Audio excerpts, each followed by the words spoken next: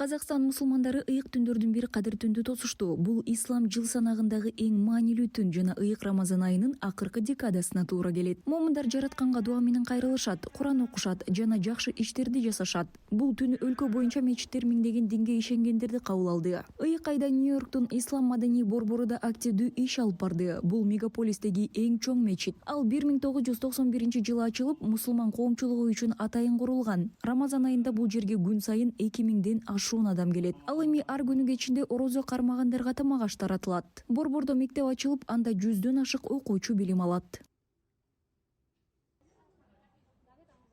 We have special nightly prayers. Түнкү парыз намаздардын ортосунда бизде атайын түнкү намаздар бар. Бул убакта бизде чакырылган коноктордун дарстары жана баяндамалары өткөрүлөт. Алар насааттары менен бөлүшүп, аудиторияны жана динге ишенгендерди шыктандыруу жана дем берүү үчүн ар кандай диний темаларды талкуулашат. Бул биздин жамаат үчүн абдан руханий шыктандыруучу убакыт жана мунун баары дал ушул жерге, негизги намаз залында өтөт. For our community, and it is done right here in the main prayer hall.